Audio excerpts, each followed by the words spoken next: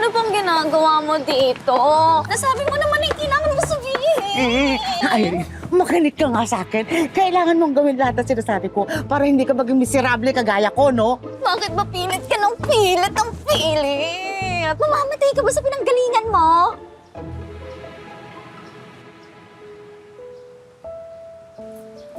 Hindi naman ako nandito para mag-work eh. Kunin ko lang ang reviewers ko. Kasi magka-college exam na ako sa Manila. Alam ba ni Mama yan?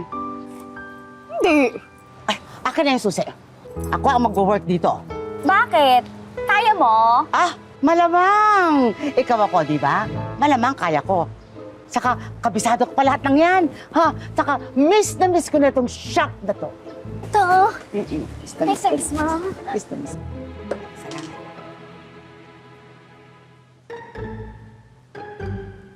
Asan pa si Mama? Pwede ba? Shut up ka muna ha, para makapag-review ako ng maayos. Kung alam mo lang na mamamatay si Mama 5 years from now.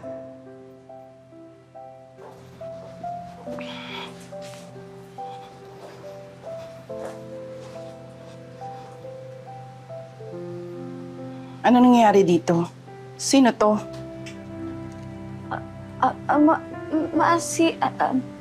Si ano?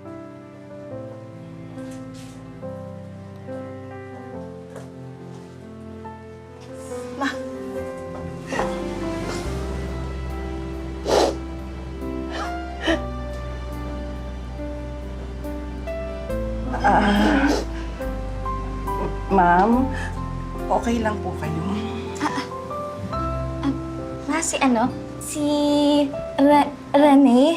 Opo, nag-apply po siya dito, tinanggap ko. You know naman, bawal ang ano, di ba? Ang employment discrimination by age. Ano ka ba? Cost-cutting nga tayo, nag-hire ka pa. Ma'am, okay lang po ako. Kahit walang sahod, pagkain lang. Okay. Ano ba kasing pinagkakabisihan mo? Di ba dapat ikaw ang nagbabantay ng shop? Ay, naku. Alika nga. Ayusin ko nga yung buhok mo. Ang gulo-gulo.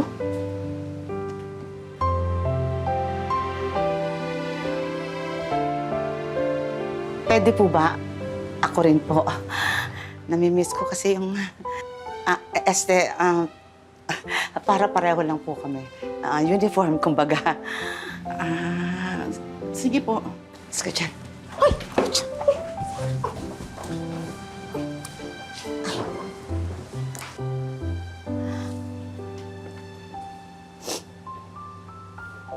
Alam niyo po, kahit ngayon ko lang po kayo nakita, magaan po ang loob ko sa inyo. Ma, Ma'am, kasi po, Pwede kitang ibalik sa lupa para isabuhay muli ang buhay mo. Pero kapag pinili mo ito, mabubura ang una mong buhay at ang ikalawang buhay mo ang magiging basihan natin kapag nagharap ulit tayo dito.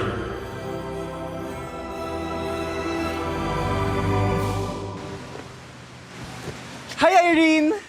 Tuloy na yung date natin, ha? Ikaw na naman.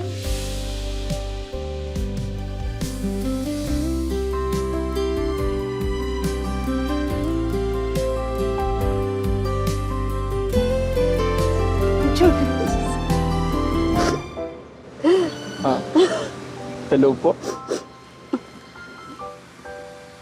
Wait lang ha. Ika nga dito. Ano yun, ha? Ba't ganun ka kay Julius? Irene, ano ka ba? Si Julius yun, ano? The love of my life. Yeah! Anong yak? Ay, oo nga pala. Nireject ko pala yan dati. Ay, pero no, Irene, ha? Huwag mo siyang i-judge, no? Kasi siya lang ang lalaking mamahalin ko. Mo. Natin. Wait lang ha. Alam mo, kaya kong tanggapin yung iba mong mga sinasabi. Pero, eto, Diyos ko naman. Hindi ko talaga carry. Irene, siya ang totla ko. Alam mo bang habang buhay kong pinagsisihan nung nireject ko yan? Pero nakita ko yung kanyang pagbabago over the years. Kaya wag na huwag siya pakakawalan. Seryoso ko, bakit di... Irene, makinig ka sa akin, ha? Si Julius lang ang lalaking mamahalin mo. Kaya ako malungkot. Dahil pinakawalan ko siya. Seryoso ka? Yes!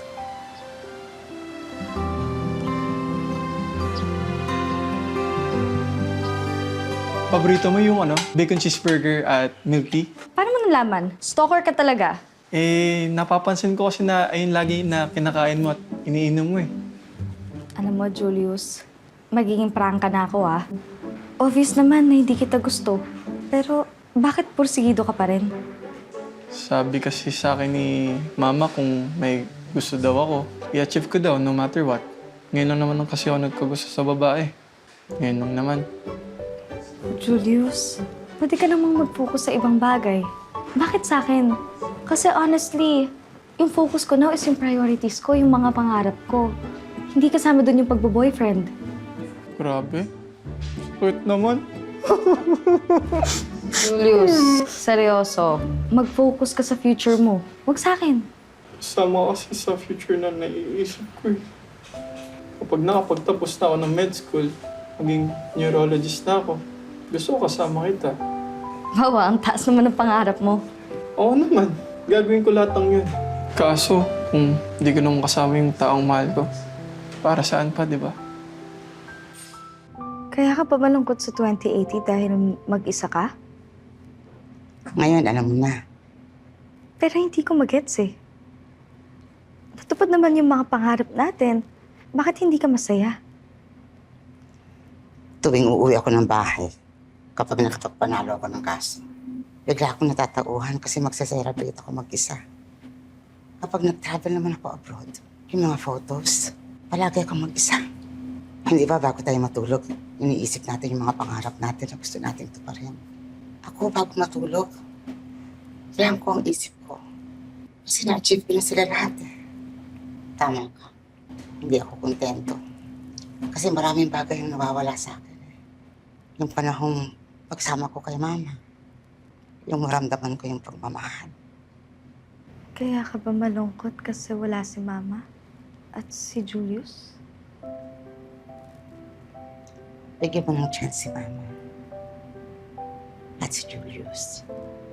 Dahil kahit nasa tugatog ka na, walang saysay yung wala kang kasalo sa saya. Hindi lang sa pagtupad ng pangarap ang tunay na kaligayahan ng tao.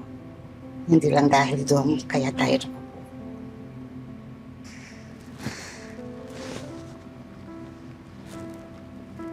Hindi ko alam. Pero alam ko na kailangan kong sundin ang puso ko.